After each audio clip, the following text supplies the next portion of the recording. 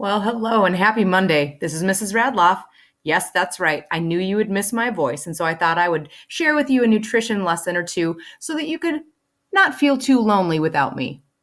All kidding aside, the next 2 days are going to be critical because every section that you complete is only going to improve your grade.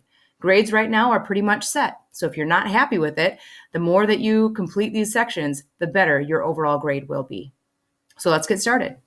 With nutrition, looking at these different images, we've noticed that images have evolved over time. It started with the food pyramid where they're at different levels, and then it went to a side-by-side model. And now the most common is choose my plate, where we notice that vegetables really have the highest priority on our plate. So why is our diet or food intake so important?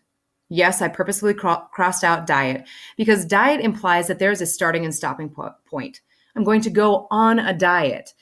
That means that there is going to be an end. But the problem with ending a diet is that we often just default back to our previous habits and we don't actually change the way that we are eating. So let's look at why it's important. Nutrition is important for energy. It's our fuel. It's what we need in order to meet those challenges and demands when we talk to mental health, looking at our stresses. And we really can't meet those if we don't have the fuel to keep going. So energy is a critical part of our food intake. The second is disease prevention. We spent a lot of time on our non-communicable diseases talking about ways to prevent developing that disease.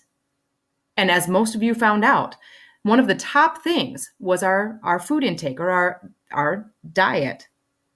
So let's look at what this includes. Our caloric needs. Each one of us has a different amount of calories that we need in our day. So take a look at the chart.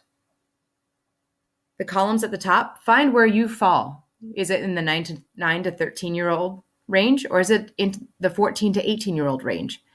And then down below, we have it broken down into female and male. If you're a 13-year-old female, then 1,600 calories is what we're going to call your base number of caloric need. If you're 14 or maybe even 15 and female, then we're looking at 1,800 calories as being your base level calorie. Males, 9 to 13, you're looking at 1,800 calories as your base. And if you're 14 or 15, then 2,200. This is all based on the number of calories that you burn at different ages. So go ahead, look at your notes. Find where that base number is. Fill that in, and then take a look over on the side. We have a 0 to 200 calorie increase if you are moderately physically active, and 200 to 400 calories if you are very physically active. So take a moment, look at your base number. Are you 1,600, 1,800, or 2,200?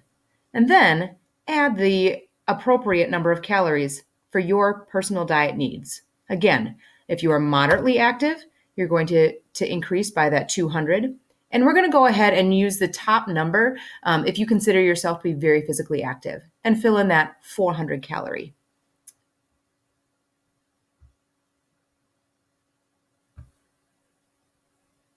So if we're looking at calories and we're looking at the number that we need to make sure that we are looking at those calories on a label.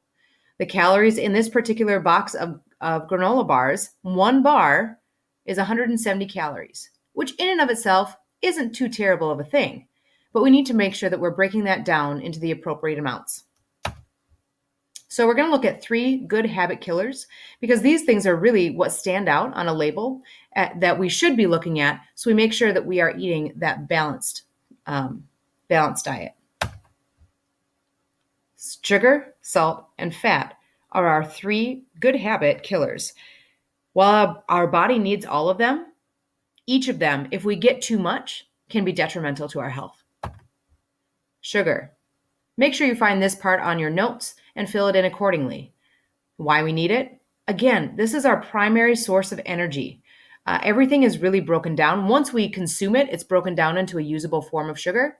And that's where it's going to go to the brain. It's going to go to our muscles. It's fast energy. These are typically our carbohydrates. Our brain needs sugar in order to work well. So the days that you feel sluggish, it's possibly because you didn't consume enough. Now, this does not mean that you should go out and get a box of Nerds or Swedish Fish and just down that and say, oh, my brain's going to work better. No, this is thinking about what's going to be most sustainable over a longer period of time. Fast sugar intake means a faster sugar crash, which means we drop way below where we need to be in order to function appropriately. If we get too much, then excess fat, excess sugar, stores as fat. Once it's processed through the liver and the liver has pulled out everything that it needs, it takes the rest of it and puts it into fat deposits. We know, again, because of the research that we did, that this leads to obesity, heart disease, and diabetes, specifically type 2, because as we know, type 1 can't be prevented. It's something that just develops for some reason. But diabetes type 2 is directly linked to excessive amounts of sugar and even just overall calories that the body isn't using. So what is it that's recommended for us? According to the American Heart Association, women should be taking in 6 teaspoons of sugar in only one day. That's 24 grams approximately.